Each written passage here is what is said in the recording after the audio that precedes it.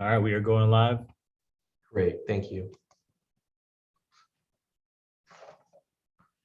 Hello, everyone. Welcome to our bi-weekly College Council meeting. My name is Ricky Shabazz. I have the honor and privilege of being the president of San Diego City College.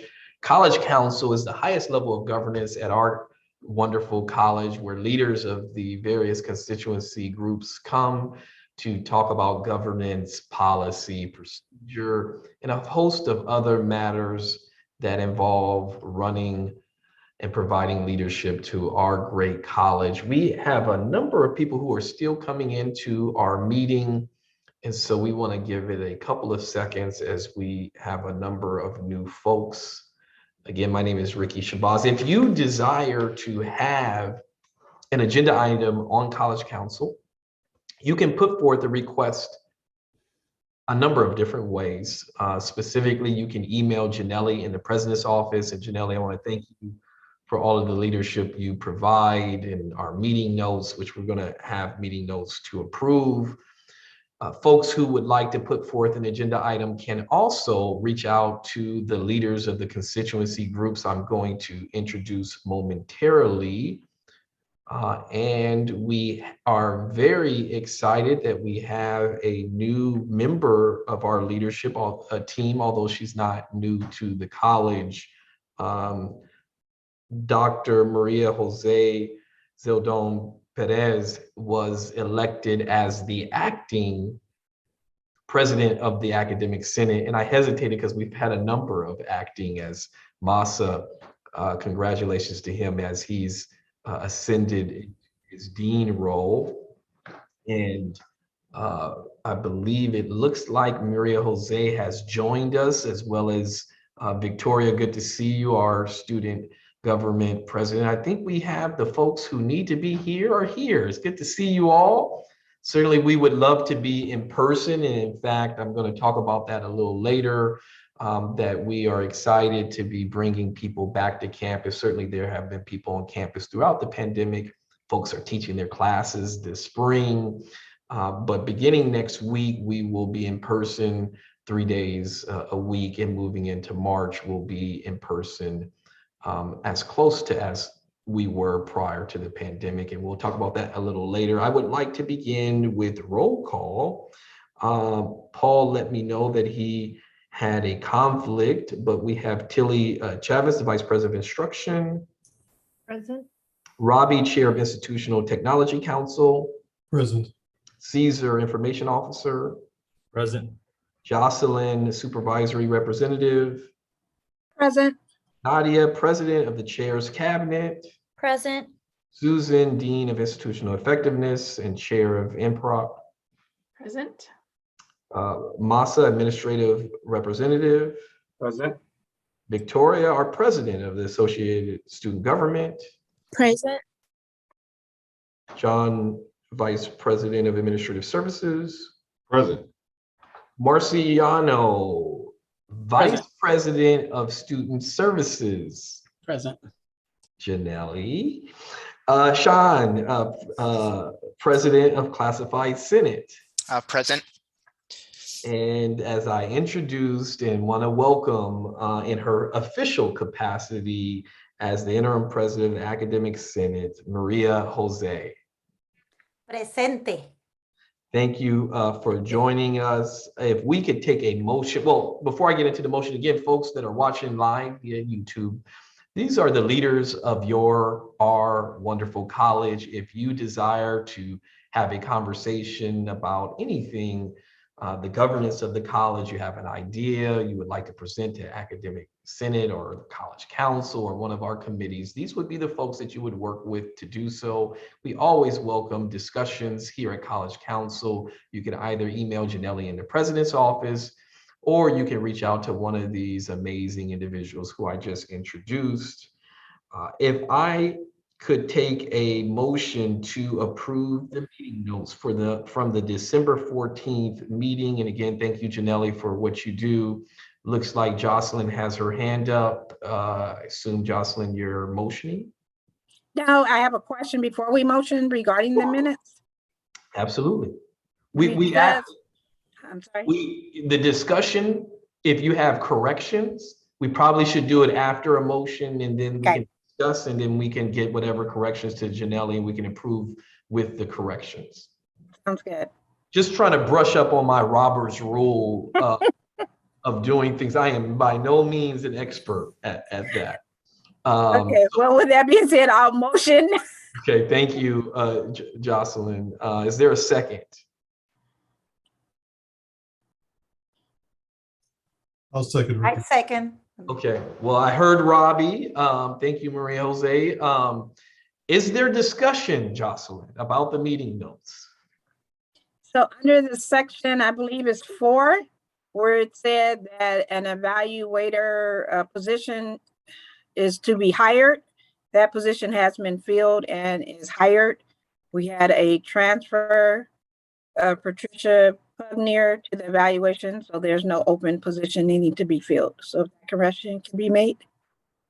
And if I could make a friendly amendment, would you be comfortable, Jocelyn, with the wording being that the college fill the evaluator position with an internal transfer?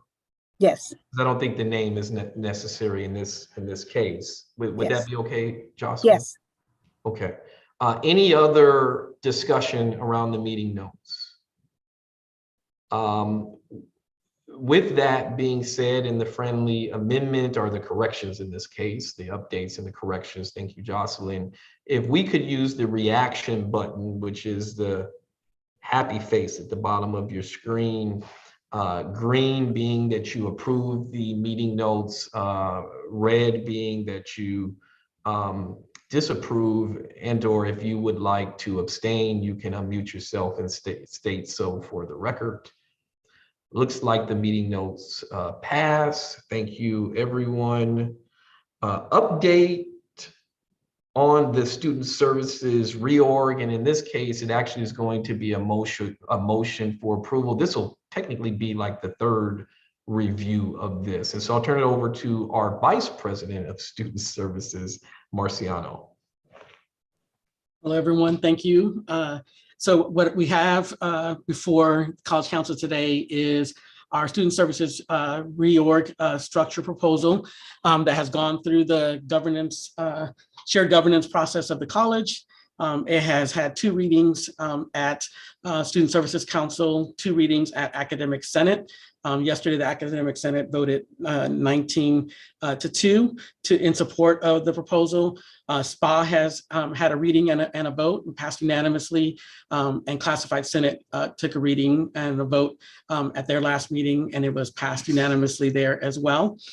So with that said, I bring you the proposal for College Council. You've had a reading before, and then today to have your final reading and hopefully a vote so that it can follow the governance structure, which would then means that it would, if passed here, Ricky would be able to take it to the District Governance Council for their reading and review before it makes its way to the board.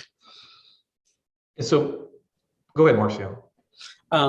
Well, so as I mentioned before, during the first reading, this proposal brings in alignment the reclassification of an Associate Dean of Outreach and Community Relations position to a Dean of Outreach and Enrollment Services, the realignment of a Student Services and Programs in the direction of a Dean of Student Development and Matriculation, a Dean of Student Affairs, and a Dean of Outreach and Enrollment Services. In the areas of student development and matriculation, we aligned all of the counseling programs under one dean for student development and matriculation.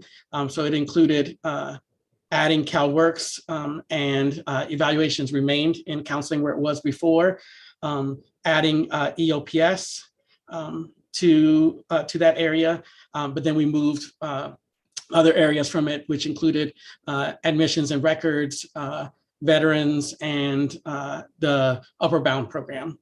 And then in terms of student affairs, the things that we added were realignment with basic needs under student affairs, student equity under student affairs, all the cultural centers on campus, including the Veterans Center, Title III, and then Title V with the notation that Title V ends, the grant will wrap up in June of this year. And so then that one will kind of fade, will sunset. And then finally, probably the biggest changes were under the area of outreach and community relations.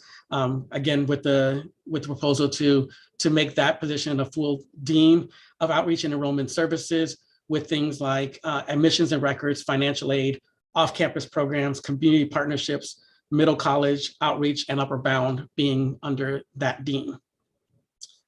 That's probably where we saw the most of the changes occurring. Questions? And Marcelo, I would ask after this vote to just send another email to the campus with an update with the structure. Folks, we've seen the PowerPoint at least twice that went over these positions. This council suggested that Marciano go back and work with his internal committees as well as bring it to the academic senate. Everyone has seen this at this point. Hopefully you've relayed this information to your constituency groups. This should not be a surprise to the campus. I also talked about it in a number of my updates as well as a campus email. Would someone like to make a motion for approval of the proposed student services reorg? This is Sean. I'd like to make a motion to approve. Thank you, Sean. Is there a second? I will second. Thank you, Jocelyn. And Jocelyn, just for the record, your yes button is still selected just because we're about to vote. With that said, is any further discussion about the proposed reorganization in student services? Hearing that, all those in favor, if you would indicate by selecting the green button on your reaction keys. For those who are in opposition, if you would select the red X for those who are in opposition. If you would like to abstain, if you would unmute yourself and state so for the record. Looks like the matter passes unanimously. Marciano, thank you for your work and thank you for everyone involved. This is needed. I want to also acknowledge the great work that Genevieve has been doing, which I equate to a full dean job from the point that she even arrived on campus. Genevieve, thank you for being patient with us as we went through. This is shared governance, participatory governance at work, folks. So thank you to everyone involved. Moving on with the agenda. We have a request to make just an order change, if we could. One of our amazing deans is here with one of our amazing faculty members. And let me say, I had a chance to meet with David, who spearheaded our application for offering a bachelor's degree. His energy is attracting, and I'm following his lead. I can tell you this, David is a perfect example of a faculty member who encourages our students, because I was encouraged just being around him. And David, I'm not patronizing. Like, I went into the discussion with one thing on my mind, and after he got started and took his position, I just got an alignment with David. And so I'm going to turn it over to Tilly, who will introduce her colleagues that are presenting to us an update on the bachelor's program. Yes, thank you, Ricky. So I want to start off with saying that what a great opportunity that we have to move forward with the baccalaureate programs. And we designed a process about 2 years ago. And the process is that goes through instructional cabinet, goes through different areas and comes back to College Council. Well, kind of found myself into a place where we had some great applications being presented. And thank you to Ricky, thank you, President Shabazz, really your help on working with David and Rose, myself, to be able to move forward, because suddenly the start date, the application date came up so quickly that even though we thought we were going to be ready, it still came up very quickly. So I want to just introduce today that we do have a program moving forward. And David, I don't want to steal from you whatsoever, but amazing faculty, David Kennemer and our Dean, Rose Lamuraglia, is on the line as well. And I'm going to go ahead and turn it over to all of you and tell us a little bit, David, about the baccalaureate program of cyber defense and analysis. Yes, thanks, Tilly. And let me just say, this was a team effort, right? From the consultation from President Shabazz and Tilly and Rose and the curriculum committees and the district office, everyone really just stepped up to the plate in a short amount of time to make sure that our college could be one of the first to take advantage of the assembly bill that was passed that extended the baccalaureate pilot program and made that permanent and opened it up to the rest of the colleges to apply as well. If it's okay, I'm going to share my screen and a PowerPoint that I have.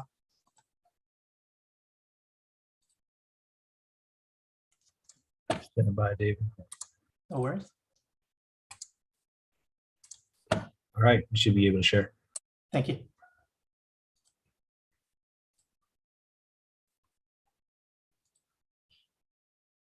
So AB 927, I'm not going to go into detail on it. If you're not familiar with that, that is the, as I said a second ago, the extension of the baccalaureate pilot program. You can go do a Google search on it and go to one of the state websites, and it'll give you all the information you need to know about the actual bill that is allowing us to do this. None of this would be possible without our existing program and our existing students. So I'm going to just tell you just briefly about our existing program. We're housed in the BT building, and our cyber curricular program actually started in 2018, although we've been teaching security classes for many years. And currently we have 3 pathways, a cybersecurity associate's degree and certificate, and we also have a pathway in network security and a pathway in cyber incident response. We take hands-on approach, meaning students are getting in, they're getting skills through lab work and participating in competitions and really getting hands-on into the foundations. We've had an average annual growth of 22% since our cyber program started in 2018. For the year 2021, we had 600 student unduplicated count. So our program has grown and continues to grow, and we're really proud of our students for being resilient and fighting through this pandemic that they're dealing with and all the hardships that they're dealing with to make our program as successful as it is so that we can go forward for them. And currently, our program is in the final application stage of NSA, for that's the National Security Agency designation as a Center of Academic Excellence in Cyber Defense Education. Our application will be submitted on the 15th of March, and the interviews for that will take place in May. And crossing our fingers, we'll hopefully get a designation later this year. And also, if you didn't know, we have a virtual cybersecurity resource center on the SDCC website. You can just go on there and do a search for Cyber Resource Center, and you should find that available. So on to the baccalaureate proposal. And our area is going to be cyber defense and analysis. So what is that? How is it unique? Cybersecurity, isn't it all the same thing? Everybody uses that term.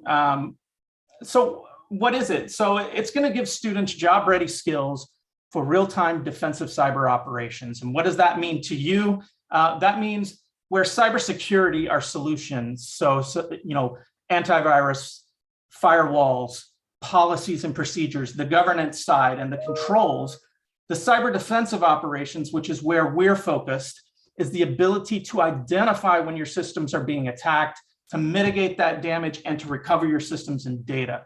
So there is a distinct difference in between what cybersecurity is and what cyber defensive operations is, governance versus resilience, and that's where we're at. This also addresses a workforce shortage. We have about 35,000 local cyber related jobs and 2.7 million cyber related jobs worldwide. Now, cyber related jobs are just that. They say cyber. It could be systems administration, a wide variety of jobs that apply to this. And this program will also provide equity through affordability and accessibility. We're going to use open access and low cost resources wherever possible. We're going to provide internships, job placement assistance, and we're going to have mentoring for individual success. The plan is for any student who enrolls in this program, if it's approved, who enrolls into this program will have a mentor, and they will work with that mentor to make sure that their needs are being met, and the things that we can do for the student to succeed is being done. And precedent challenges, where we stand, what's next. So there is a precedent for this. Initially, when the pilot program started in 2015, we did have an interest in going forward with cybersecurity. However, the Mesa Health program ended up going forward. There was also an Assembly Bill 405, Community College Cybersecurity Baccalaureate Program, and that was in 2017-2018. That bill was put on hold while the initial baccalaureate pilot program was being reviewed and evaluated for its successes. And that bill just kind of drifted off.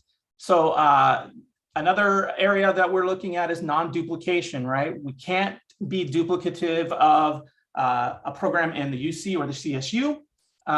We feel that we're not duplicative of that. We did a thorough review of those programs that were out there. And mind you, there are a wide variety of programs out there, anything ranging from a boot camp to a certificate to a concentration. And we did a thorough review of that, and we strongly feel that our program is different from their program. And that's why we're pushing forward with it. Implementation costs, there will be some costs to implement, and those are institutional costs, as well as we would have to do an ACCJC substantive change, which would update our mission and allow us to also offer baccalaureate degrees. So there would be costs associated with that.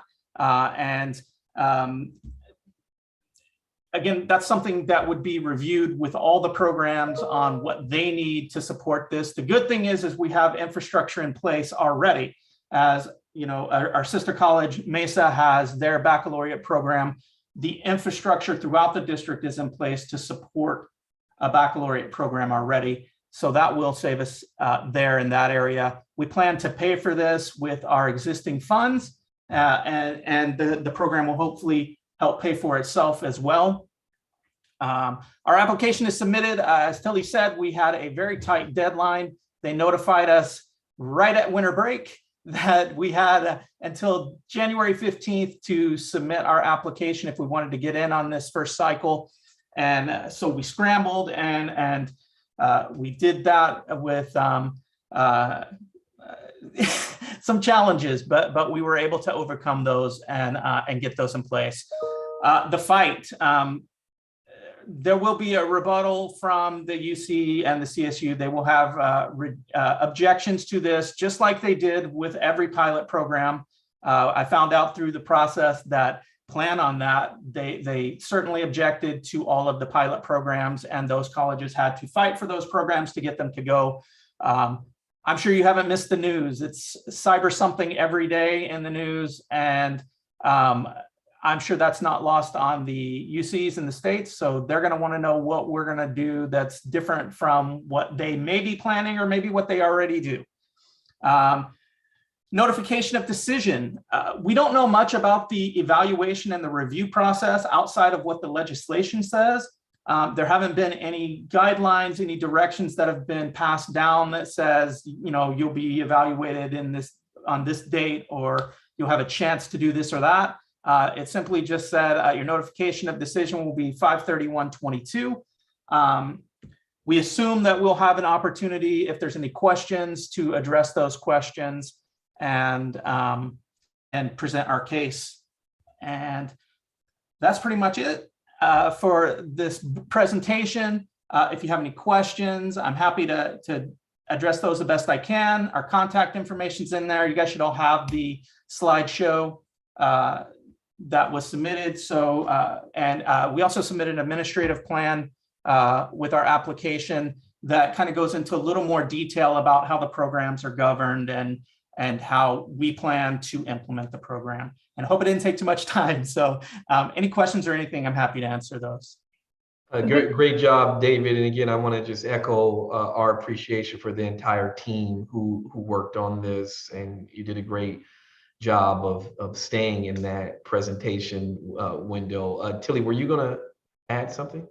I was just going to ask, Ricky, I know I've shared with you the administrative plan and the application. I didn't know if that's something you wanted to be shared with the council as well. I can send it out later. Yeah, and what I would ask, anytime there are these presentations in a perfect world, we would want to send them out as part of the agenda. But if it doesn't happen, Tilly, we could send it to the entire campus because there will be others who would like to know that our wonderful faculty have put forth a plan to offer a much needed bachelor's degree.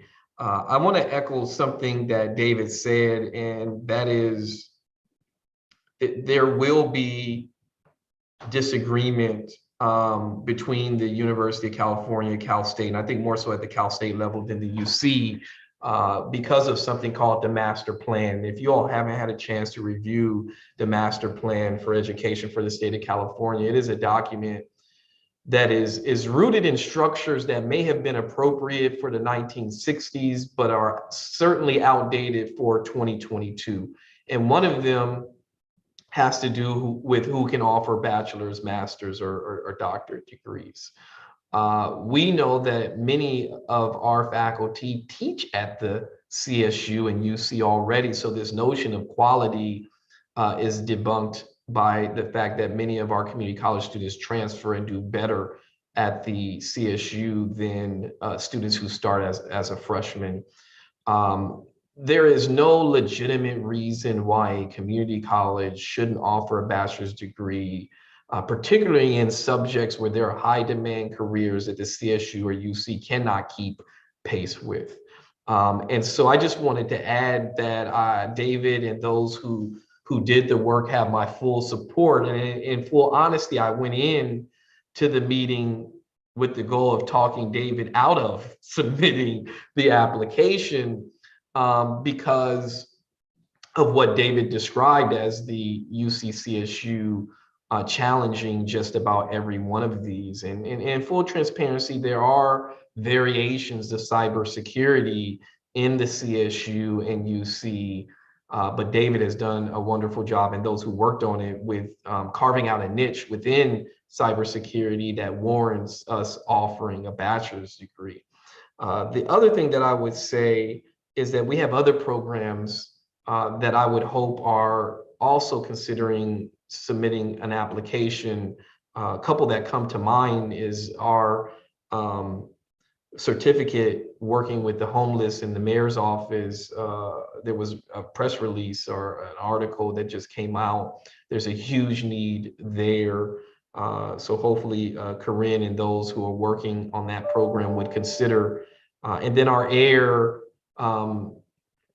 program, had a chance to have a conversation with Justin. These bachelor programs, as the legislation is written, need to be career education in nature.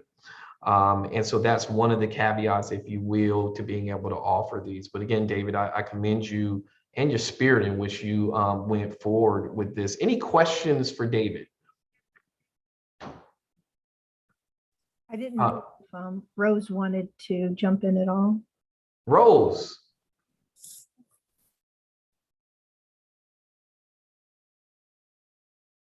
She's on mute. I'm working on it. So, I am very glad that this is moving forward because the amount of work involved in doing this proposals is huge. As David said, we tried this when Mesa proposed theirs. And after all the work that it was done, then we didn't even move forward. Mesa, it was given the opportunity to move forward.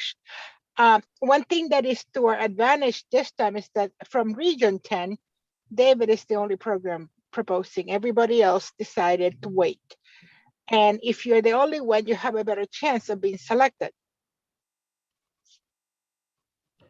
Well, and I appreciate that optimism, Rose, and I share in it cautiously because we do have we're going to have a fight on our hands, right? I was trying to figure, David, another word besides fight, but that's ultimately what it winds up being.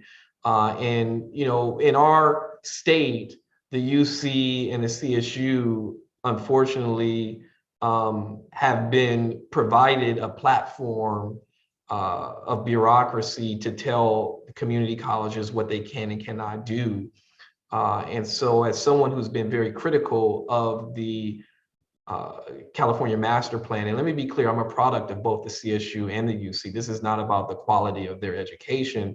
This is about allowing students who come to our community college from communities who deserve to access the UC or CSU, and many of which who will never set foot on a UC or a CSU, to still have a world-class education right here at City College and go in to a high demand career. So David, I'm aboard. I'm willing to continue to advocate in this space because we also need to advocate for a similar approach to nursing. There is no reason why community colleges shouldn't be offering bachelor's degrees in nursing because the CSU and the UCs cannot accommodate all of our nursing students who desire to have a BSN. I'll stop there because we could talk the entire college council meeting about this. Jocelyn, I see your hand. Yeah, maybe questions or a comment. So David, as you look to put this proposal together and offer this, were you looking at, you want to expand far as, would you be the only faculty when we get it? Because I'm confident that we will get it. So are you looking where it would expand, where you would have a faculty member supporting you in these efforts?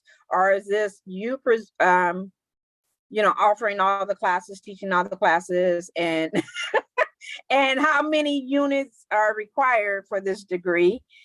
And what is the timeline that you're looking at to have this opportunity available for our wonderful students?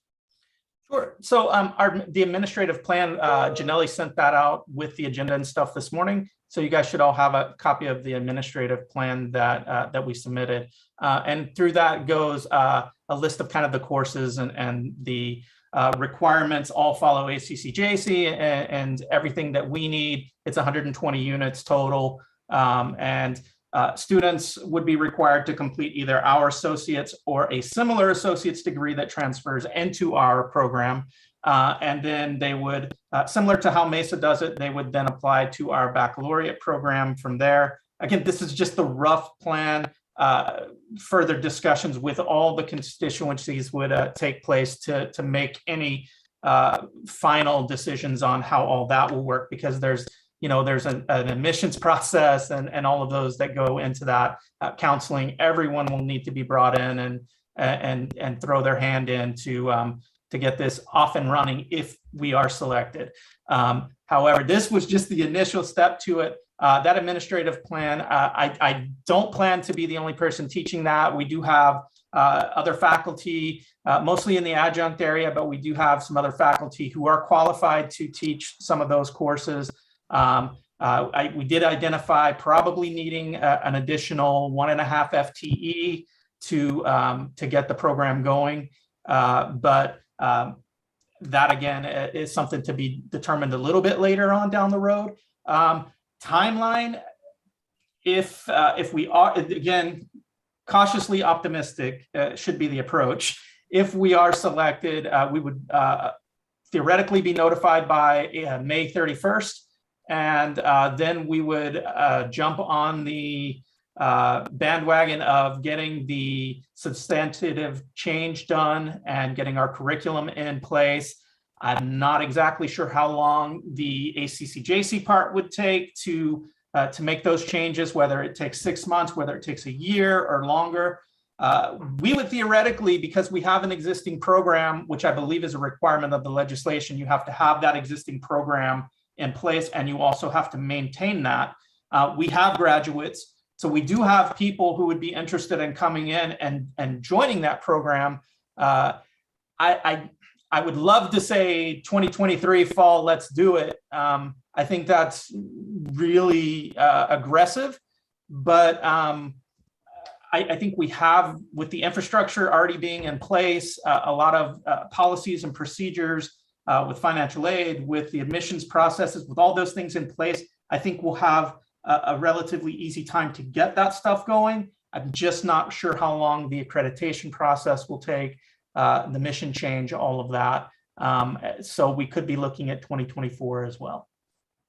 Great, and we'll have Maria Jose with the last question, then we'll move on to other agenda items. Yeah, hi, David. Just first, I just wanted to thank you and your team for your hard work. I did read the administrative plan, and I mean, it's fascinating. I want to take that bachelor's program. I mean, it's really, really current and beautifully developed. So good job on that. I was just a little worried about the wording in the piece of the HSI. So that's something I can help you with. Instead of Hispanic, change it to Latinx. But other than that, I thought, boy, this is a beauty. And I think this is promising. Congratulations. And I would like to bring this to a formal vote. Now, we're retroactively approving it because we submitted the application not knowing when the deadline would be. And there was just no way humanly possible to bring this forth to the December College Council meeting.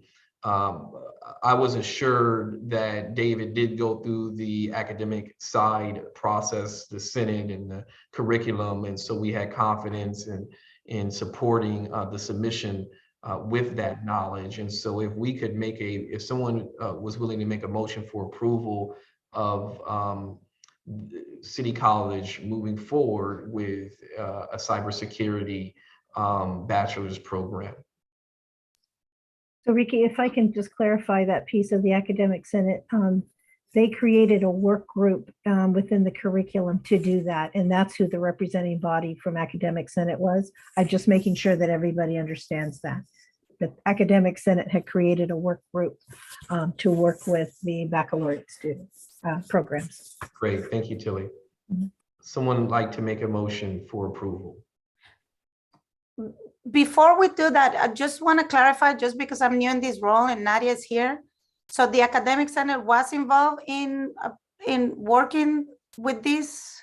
It might have been when I was process? gone, because I'm trying to remember too. Maybe it was when I was on leave. I was just going to ask for clarification on how Oh, yeah. when and how the work group was created. So they created. Let me ask the question. Let me ask the question a different way. Tilly, did this matter go before the Academic Senate for a vote? No, it did not. Okay, No. so then let's let this be the first read. Okay. Let's have David work with Maria Jose to present to the Academic Senate. And then David and Rose, Tilly, if you could work with Janelli to bring it back for a second read and approval. There's never a rush to get these things approved. We want to follow our college's process. So Nadia, I was observing there must have been something that I missed. So let's, David, if you could work with Maria Jose and the Academic Senate exec to get on their agenda for a presentation and a formal approval.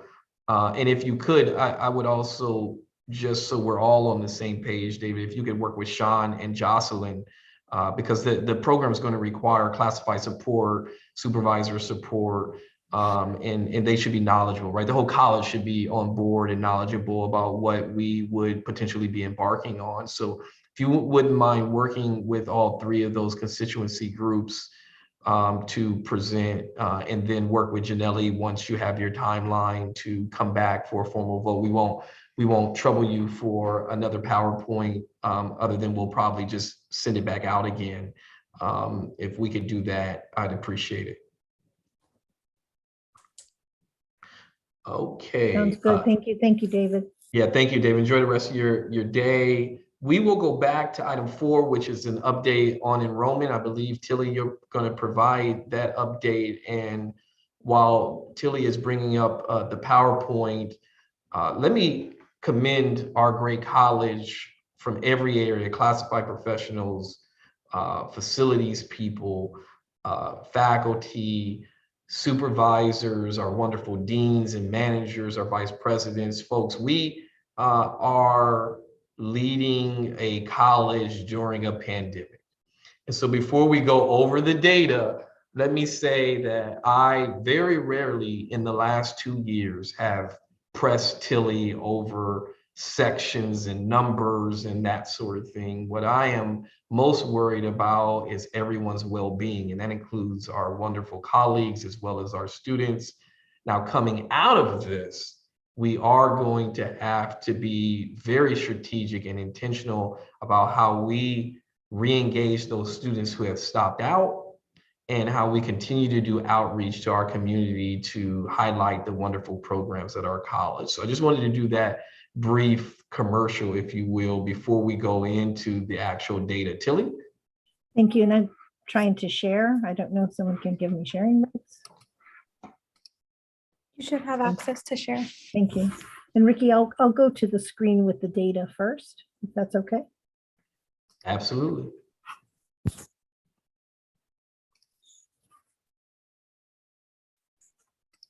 There we go.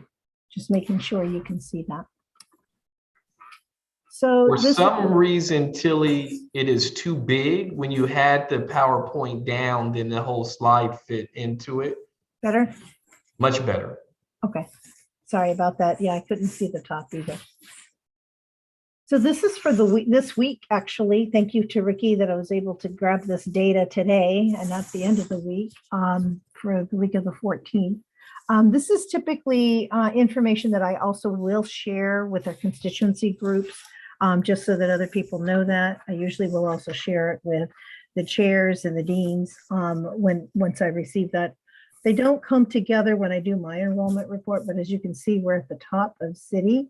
And it'll walk you through where we were from throughout the whole year on this particular screen, and where we are as a district. So currently we are sitting at our projected target at about 80%. And I think that's one of the things that we have been looking at. It's a little bit lower than what we have been in the past, but it's equal to our sister colleges if you take a look at that as well.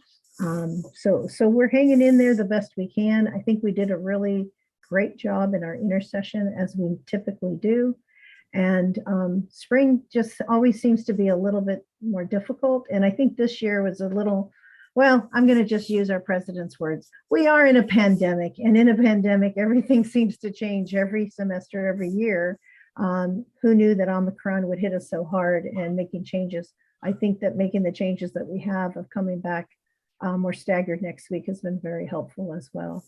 Was there anything in particular you wanted me to go over on this particular slide, Ricky? No, Tilly, whatever you'd like to share with those on College Council and those watching via YouTube. Okay, perfect. So I would like to come back if I can and just talk about, like I mentioned, where we are approximately at our 80% fill rate. Our head count, if you noticed, if anyone looked at it from last week to this week, there was a little bit of a decline in our head count. And there's a couple of things that have gone into that. One is things that we've been dealing with for over a year. And thank you to the faculty and others who have caught on to those, where you find a class that all of a sudden has double, triple amount of students. And it's due to the fraud rings that are out there. And faculty, thank you very much. Keep going, checking on those students, offering those sessions immediately, some type of activity within that first week to see who are the actual students. So that would be part of what decrease some of that head count in there. And a couple of things I wanted to also bring to your attention is there have been a couple classes with some low enrollment. We have done a couple of things that were due to special circumstances this semester.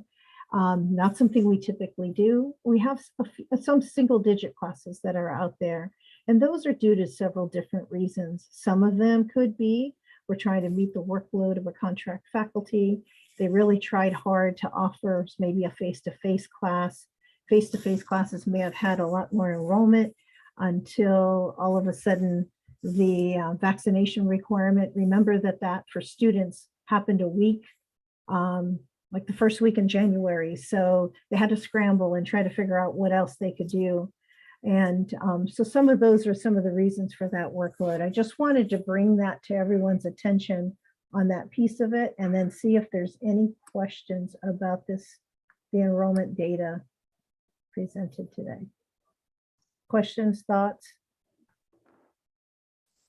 I know for the department chairs, all the constituency groups here, you probably received a Google Doc last night of all the single digit classes, trying to figure out where those are and how we're managing those right now for the semester. And that was a new piece that I added to the enrollment update, just because I wasn't sure if anyone was interested in that information or not. Stuff we track every day. Great. Any questions for Tilly on enrollment? We still have a number of late start classes that should push us up. And so any help to promote those late start courses would be greatly appreciated. I would ask Janelli to work with Caesar, Genevieve, and a faculty member from enrollment management to present on the college's retention outreach efforts. Folks, the state provided us with nearly $400,000 to intentionally go after students, follow up with students who may have stopped out, and or to retain the students that we currently have. And so Genevieve and Caesar are working with the Enrollment Management Committee and a number of groups on campus to talk about our efforts to reach out to students. And so I would ask Janelli to work with Caesar, possibly in the third or fourth College Council meeting, to provide an update on those strategies that are in place. Where we are is where we are, folks. We are in hold harmless, which means, fortunately enough, we're going to receive the amount of resources to be able to fully operate our college with the current numbers. Our head count is down, but what we're seeing is a sharp increase in the number of students who are taking less than 6 units. In fact, some of them are taking less than 3 units. And so we really have to begin to have a conversation about work hours, support systems for students who are part-time. Many of us may have gone to college full-time because we either had the luxury or the opportunity to do so, and that may not necessarily be the case for the students we serve. And so we continue to look for ways to support the students who are with us so that they can complete their degree, whether they are taking 3 units, 6 units, or 12 units. We also are launching an expanded promise program to support students who are full-time students that are likely to be coming straight out of high school. And so in the spring semester, this semester, you'll see an update about the expanded promise as well. So there are a number of things that we're working on that we will present in the various constituency groups. I believe the expanded promise is going to the Academic Senate fairly soon. And I will be meeting with Jim Mailer to have a conversation about the PACE program, where students might be able to complete a degree on Friday, Saturday, and possibly Sunday.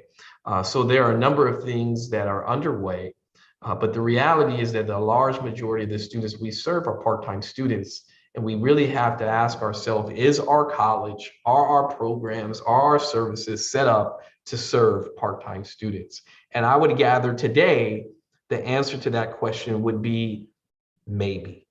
It depends in select areas.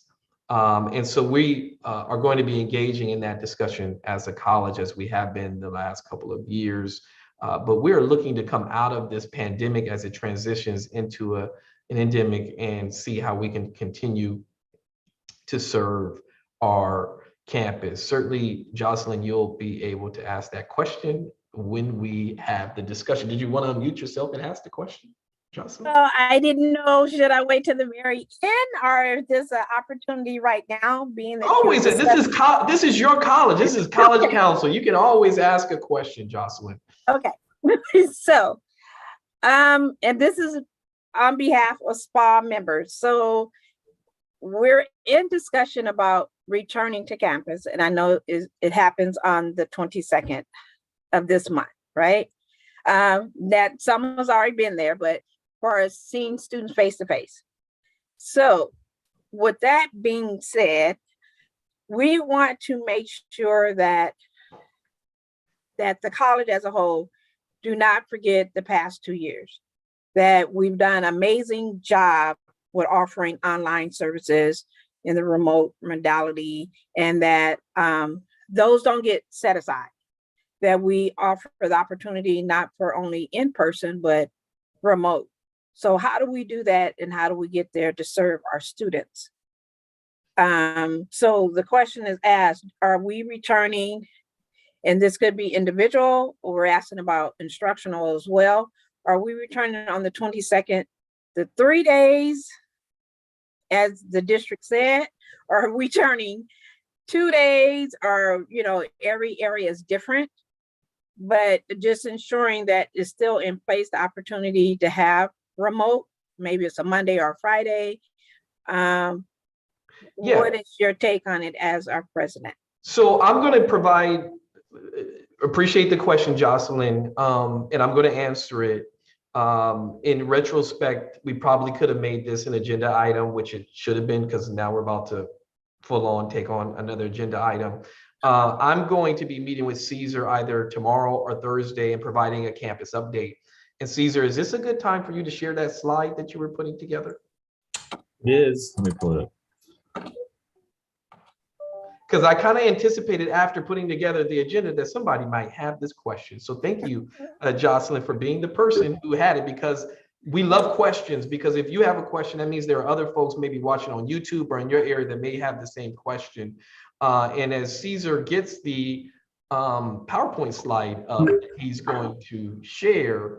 I'll continue to speak through it, which you kind of answered your own question, Jocelyn. The answer is, one, we are expected to return to work, and it says up to 3 days, right? Three days. So it depends on the area. Folks, we are working to define equity. And we need to define equity because very often people use the term equity and what they mean is equality. Now, would I love to have equality? Absolutely. The fact of the matter is that many of our students require equity, which means additional support to get to the point that we can begin to have the conversation about equality. Well, what does that have to do with Jocelyn's question? Not every office, and you know this, Jocelyn, not every office has the same number of people. So the impact on returning 3 days versus 2 days is different from office to office, area to area. Now, we also have to weigh in at the forefront is everybody's health and safety. What did the COVID numbers look like? And I received a report today that the numbers have gone down drastically. An example would be at the height of this in January, we were averaging about 100 employees and/or students a week. We're down to about 20 combined, which begins to paint a picture of the reality of returning. So ideally, in areas that have a lot of staff, mission and records, financial aid are examples.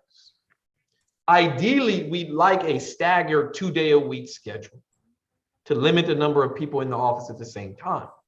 However, some offices only have one person. Some offices don't have any people. And so we, as we always do, leave it up to the manager who's over the area to work with their team to determine what is the best for that team. To get back to your statement, because this part of it was a statement, I absolutely agree that we have no intentions of abandoning the great work that occurred, I'm going to say, in a hybrid model, right? I prefer to say hybrid versus online because it was both. What that looks like moving forward is a discussion we have to have as a campus, being guided by our employee groups and our district. So unfortunately, Ricky Shabazz or Tilly or Marciano can't just come in and dictate this or that because we have employee groups that are governed by our board There is a process that is being put in place for people to be able to request working from home. The challenge is that not every job can be done from home. So what does that look like in this scenario of fairness? Is it fair that our grounds folks don't get to work from home? Is it fair that our cafeteria folks don't get to work from home? So I'm challenged, frankly, as a leader, is how do we support the work that can be done from home in addition to the work that can't be done? Which is why this can't be a one size, and it's never been a one size fits all model. Some offices will be open 2 days. Well, those offices, those folks who are on a 2-day rotation, those offices will be open 4 days, right? Because you have enough people to go Tuesday, Thursday, and Monday, Wednesday. That's not the case in every office. And so Marciano and Tilly will work to get the communication out to the campus about which offices are open which days. Does that begin to answer your question, Jocelyn? I will go more into detail when I do my campus update. Yes, In a it definitely video. begins conversation and answering my question for my constituent groups. But adding that is not only the pandemic or COVID that we're worried about keeping each other safe, it's the physical safety, making sure that if you do have limited staffing, that you have enough personnel present to keep you safe. You know, the buddy system, like when you leave office, is it only one person in the office and your doors are open?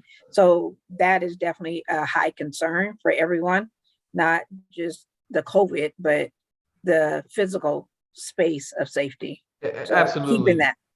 Absolutely, Jocelyn. And if that wasn't implied in what I said, please know that it is implied in what I mean, that everyone's health and safety in every sense of the word is always at the forefront of our decision making. And let me also say publicly that if anyone ever feels unsafe, you should communicate with your manager.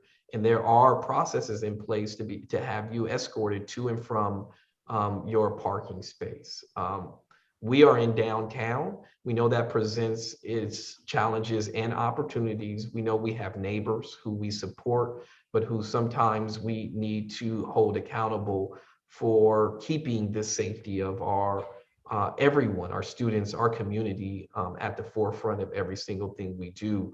And so if anyone is ever feeling concerned about their health or safety, they should reach out to their manager, so that we can do our very best to assist with whatever the concern may be.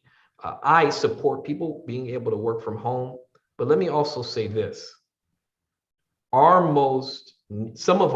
of our most needy students don't have the luxury of being able to study at home, being able to get on the internet at home. If you talk to our faculty about the number of students who try to submit assignments on their phone notepad versus Microsoft Word, or who they hear their little brother and sister in the background while they're in class, or that are sharing multiple generational spaces while they're trying to focus. Our very own student government president shared a story of driving every day from her home to UC San Diego to go to a library because that was the only library that was open till midnight.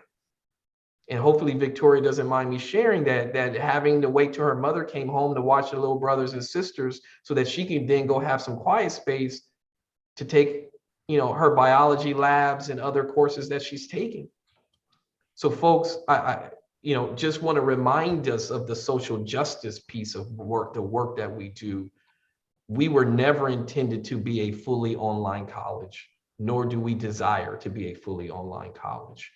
Now, that is not to downplay that we've always had online courses, and we will continue to have online courses supported by services.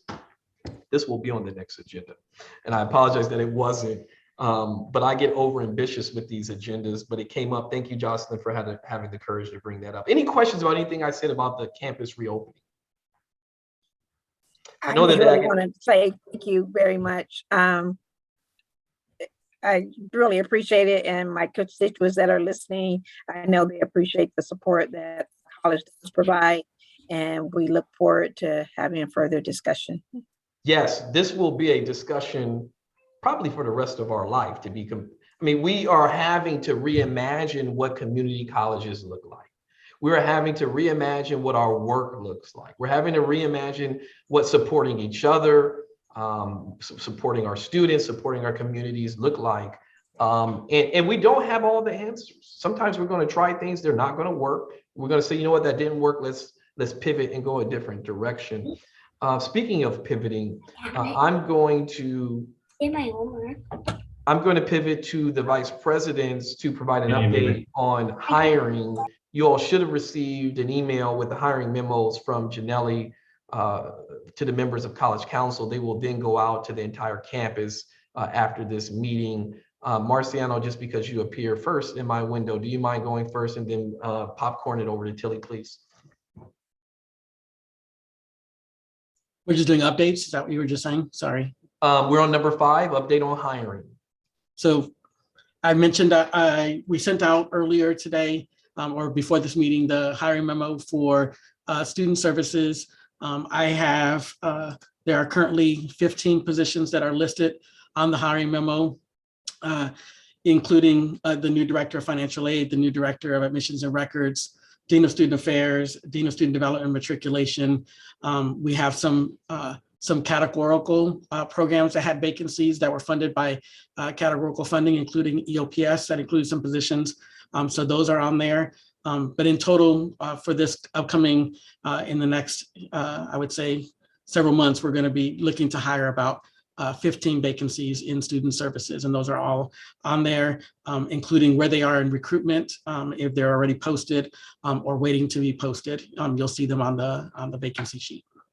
Great. And before we popcorn to Tilly, I wanted to have the vice presidents talk about hiring for a number of reasons. One, we have this amazing opportunity coming out of a hiring freeze to bring in much needed help into our college. Two, I've been on campuses where folks see all of this hiring and wondering what was the process for which these positions were created.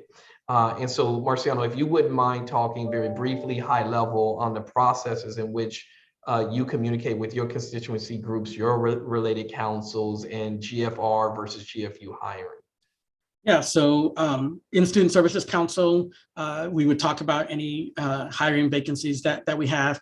Typically, when I'm meeting with the managers and or supervisors in those areas, we talk about what positions are currently open in those areas. Again, if they're categorically funded, sometimes, for instance, like in EOPS, when those vacancies occur, those are EOPS funded and we can only hire in EOPS. So we would typically submit the forms to exec, to take it to exec to kind of look at that position, make sure that we're okay to refill that. If they're GFU funded, then usually what will happen is I will make a recommendation to exec about why I would need to refill that position. If there needs to be a different position that another office needs, sometimes we'll make the decision to use the funds not for where the current vacancy is, but for a different vacancy. And we work through our kind of hiring prioritization of needs. So of course, everybody has a need, and sometimes we just have to kind of look beyond the immediate need and kind of think more long-term where we need to put our efforts into at that moment with those. And as I mentioned, I have 4 that are currently in recruitment. I have 1, 2, and maybe I can just share this real quick so I can, I'm not able to share, but I have another, I want to say 10 that are the next tier where we're going to be looking to post those. And then we have 2 that we're exploring, which include one for DSPS and student health. Great, thank you. Tilly, and then we'll open it up to questions if folks have. You should have, members of College Council should have a document that goes over these hiring positions, and it will be sent out to the entire campus as well. Thank you, Ricky. I'm just going to quickly, I think this has been shared in many areas. I've sent it out a couple of times.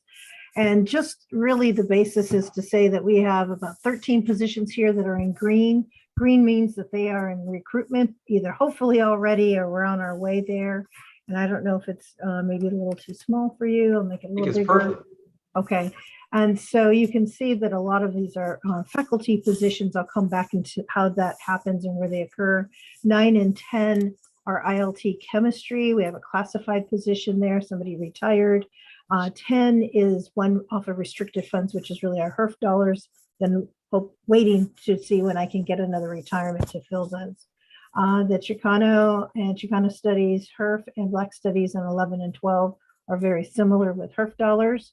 I went ahead and put and highlighted green, the health and safety coordinator that John and I are sharing that position. I mean, it's not really a share, it's a campus position, but sharing the wealth on how and processing it. So that one will go through the process of a position justification form and get moving on that.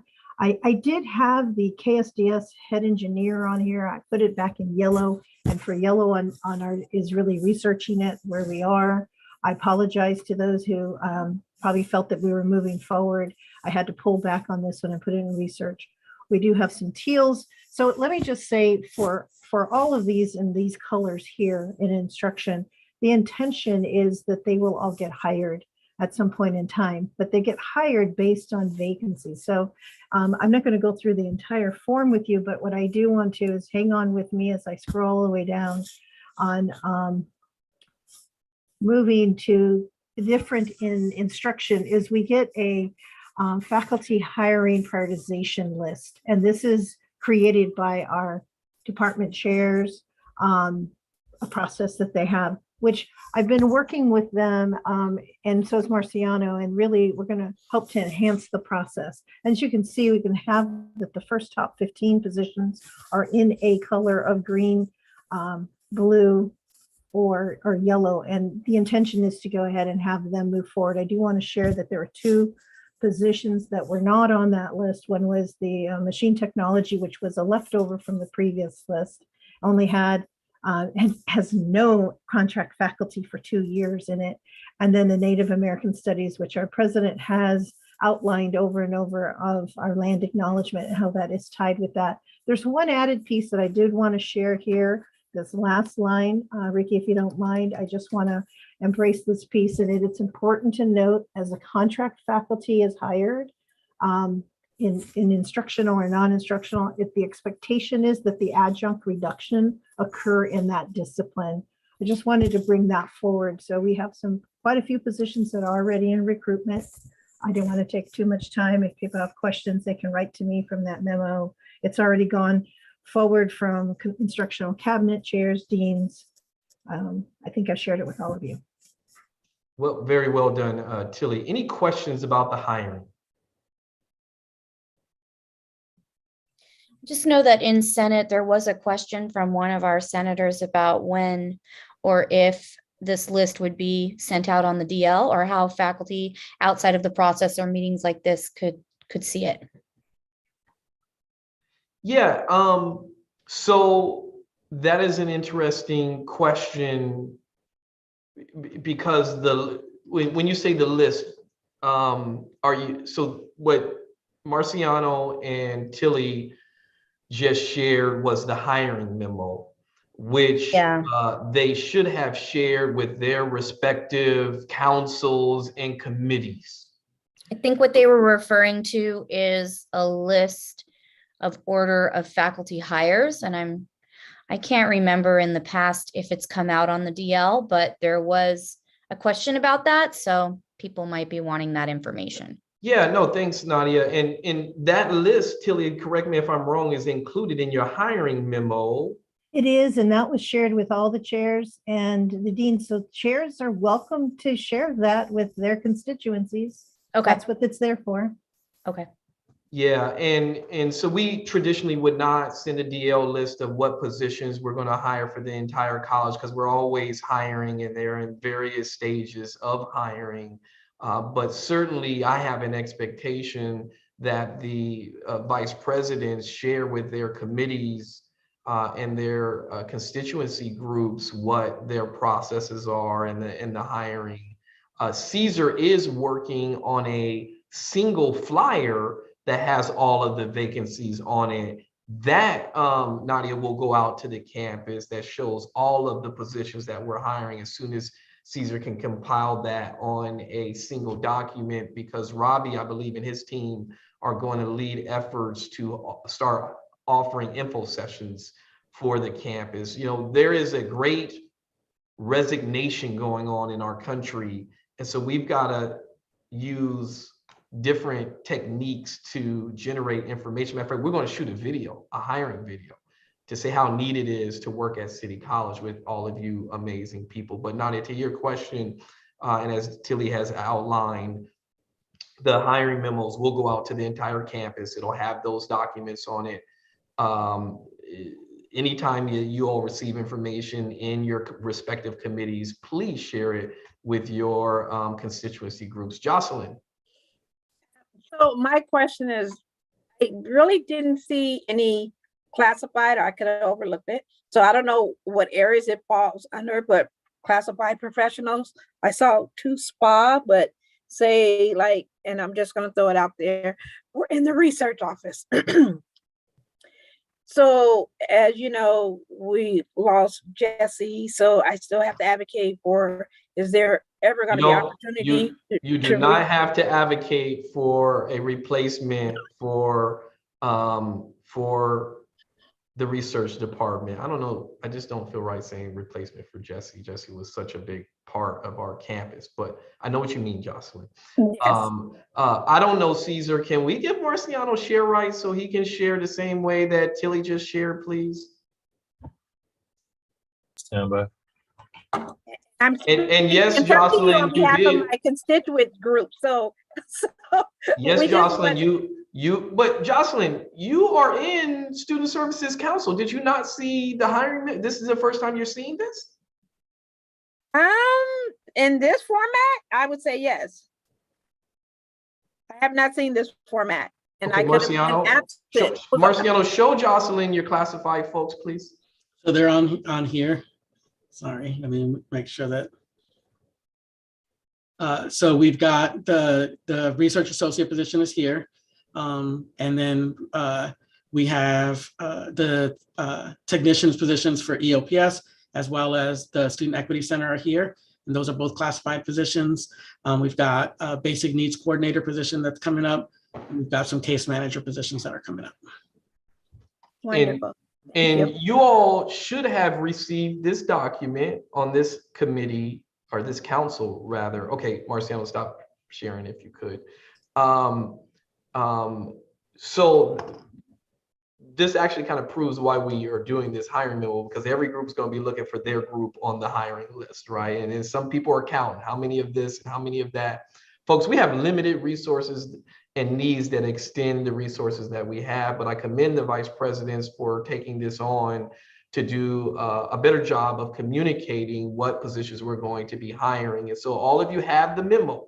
You can share the memo. But here's the next question that is going to come up. How does somebody get a position? Well, you just heard about the faculty hiring prioritization.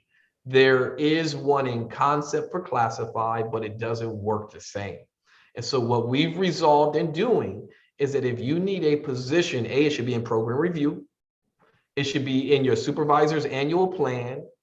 And then the vice presidents are tasked with prioritizing. So in a perfect world, the deans would prioritize, the faculty are prioritizing, the vice presidents are prioritizing. Then I have the distinct pleasure of making some people happy and making some people not very happy with me, because the number of positions are beyond our ability to hire. So in a perfect world, what you see, Jocelyn, is a combination of faculty. And what's being lost in translation, folks, we're about to hire 15 faculty. You know the last time we hired 15 faculty members? And with the exception of the Native American Studies faculty member, every one of them is from the faculty hiring prioritization list. We're about to hire, I believe it's either 5 or 6 classified. And I'm going to say this publicly, my concern, our students need full-time faculty members, but my concern is we have so much one-time money that we don't have the classified professionals to help support the faculty and the managers with purchasing things, ordering things, because there is not a process at our state level to provide us the necessary funding. So what we wind up doing is having hundreds of Nances. And I don't think that that is fair to the Nances. I don't think that's fair to the college. But unfortunately, Jocelyn, that is the nature of California higher ed, that there's a 50% law that requires 50% of the budget, which I support. But the challenge is that what winds up happening is that we wind up not hiring enough classified professionals.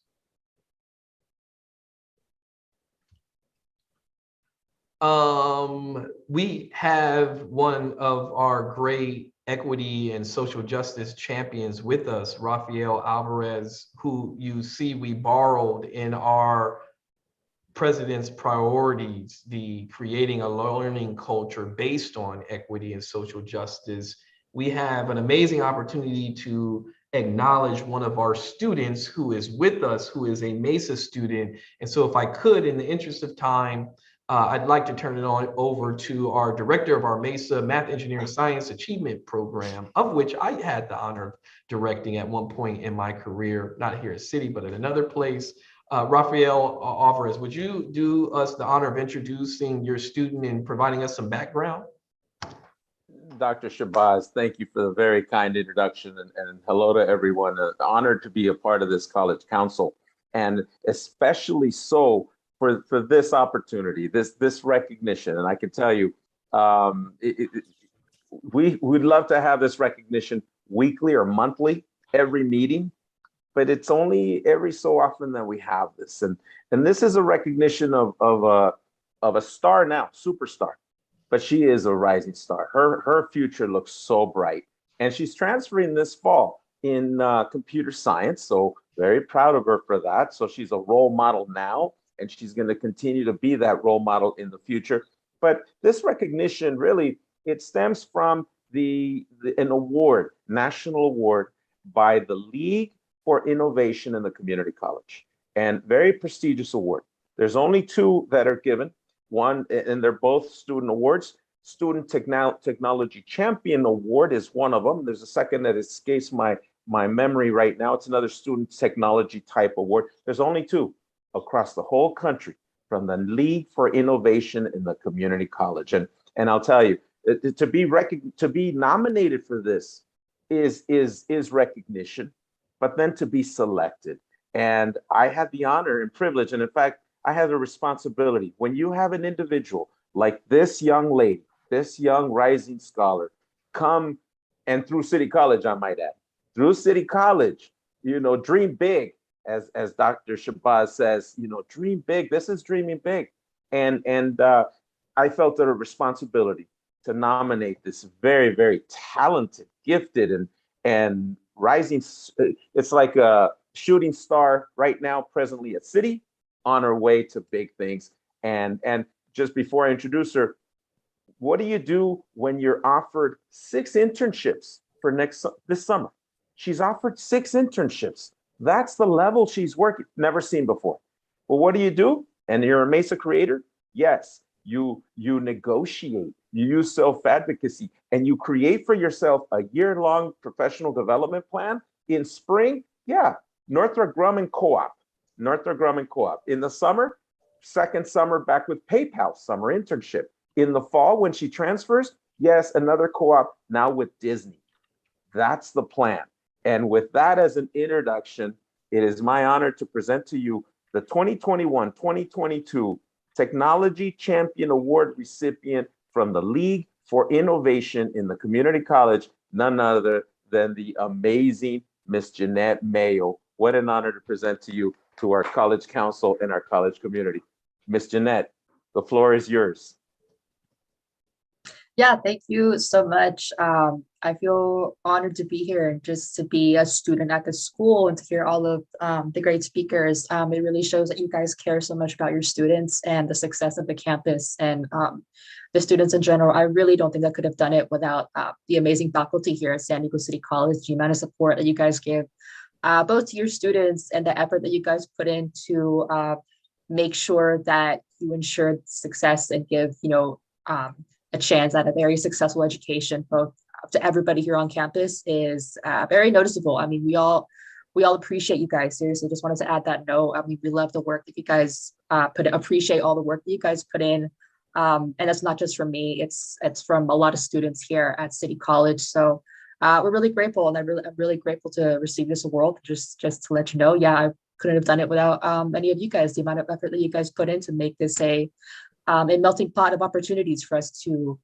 reach our highest potential. But I believe I won't be the only one, and there will be more to come in the future. And I really hope that definitely happens. So thank you. It's an honor to be here, and thank you so much.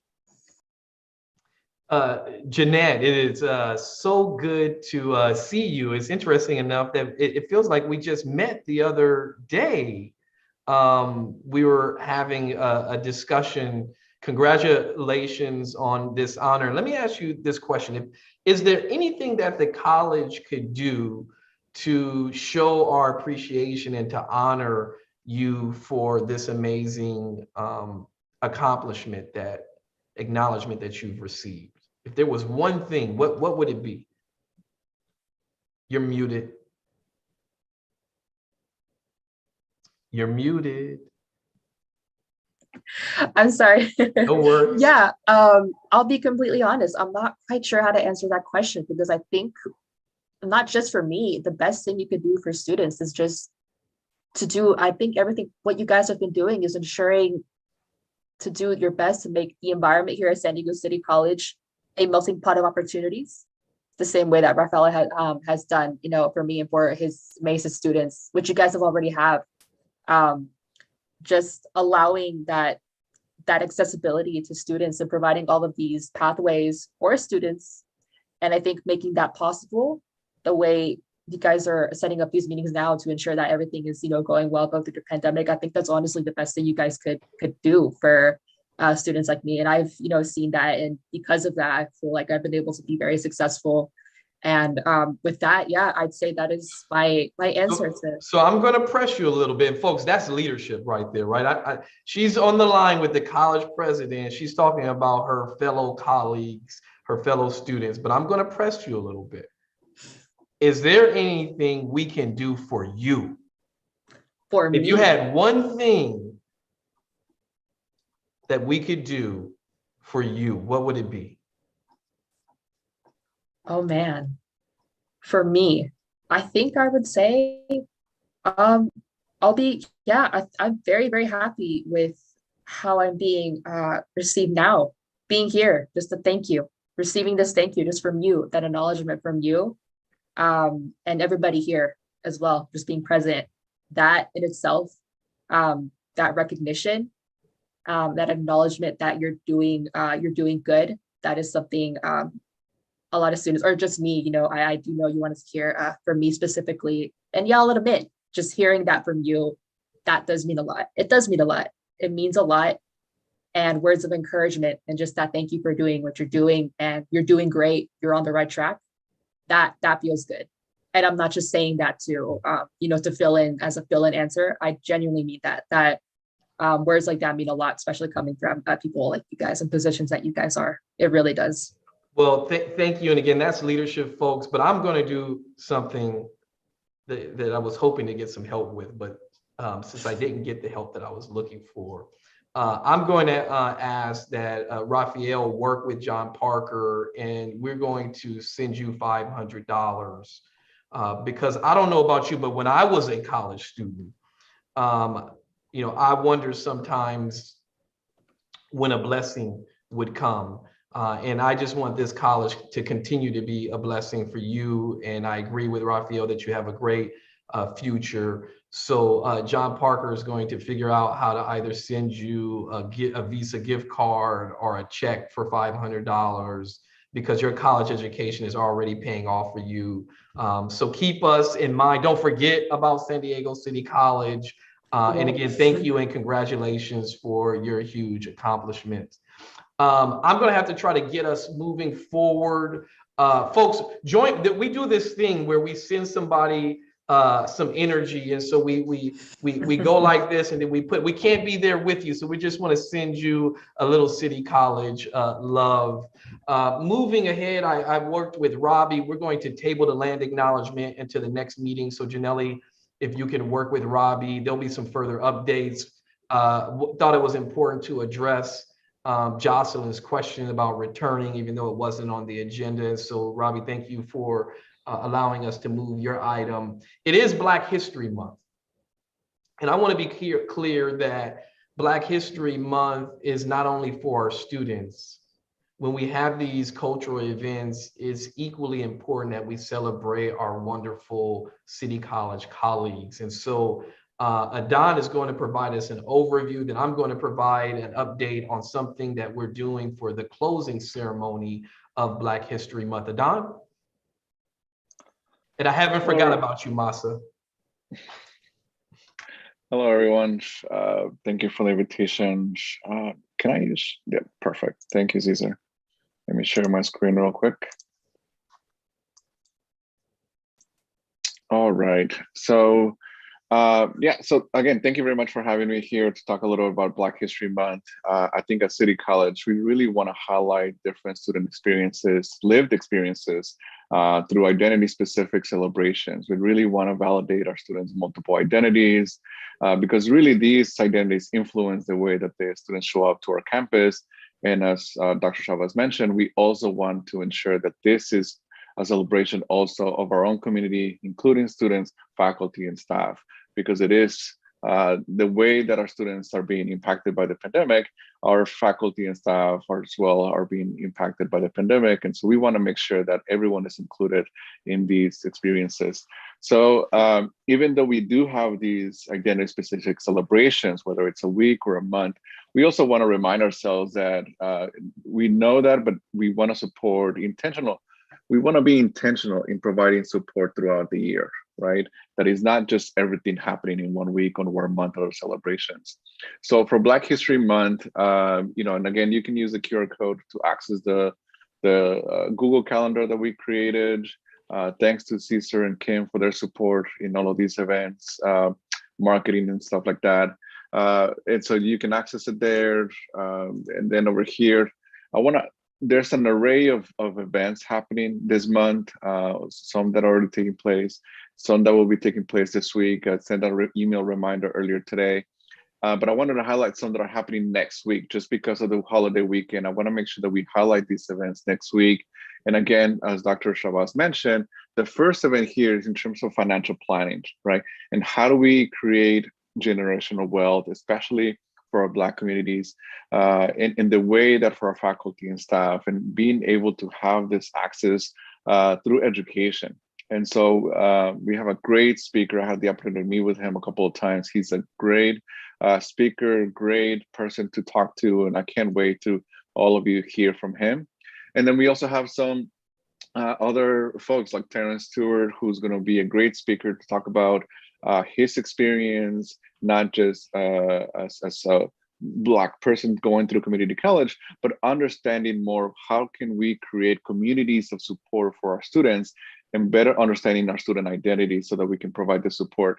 And then we also want to ensure that we are aware of our student needs. And so President Chavez and our own ASG President, Vicky, are going to host this student forum so that we can really hear from Black students about the current state of our student needs so that we can ensure that as a college, we are being proactive in supporting their needs. So it's something that we're going to try to do throughout the year with different identities. So again, I encourage you all to look at the calendar. It's pretty extensive. And I just want to thank all of our faculty and staff and students who contributed to it. Thank you, Adon, and perfect timing. Thank you for accommodating the time. Folks, we are up on the hour, but if Adon, you could, thank you, stop sharing. Any questions about Black History Month? If you could give me probably 5 or 10 more minutes, I apologize.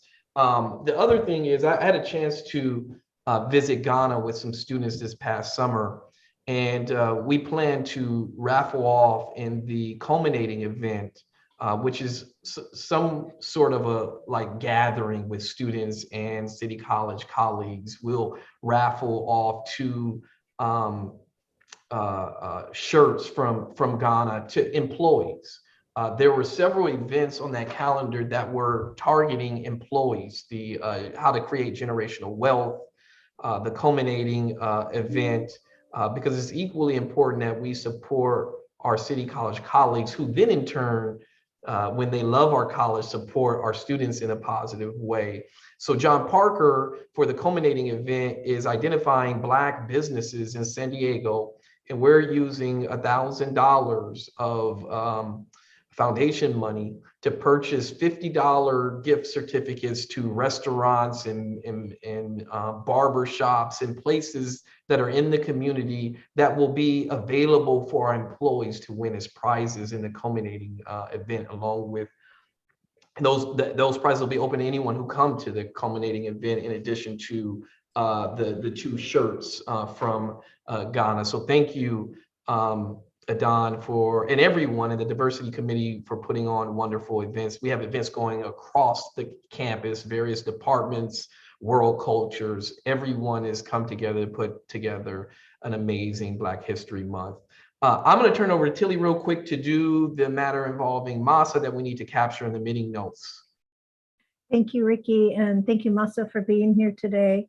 So we have an opportunity. Thank you, Masa. He's also now our new Dean of BSS and CFS. And part of that duty is, I don't know if you all remember, in the fall, I came to all of you to announce that I was going to be the person in the administrative authorization of our early education center. So today, I'm here to let you all know that we will be transferring the person with administrative authorization for early education center from Matilda Chavez to Dr. Masa Omai.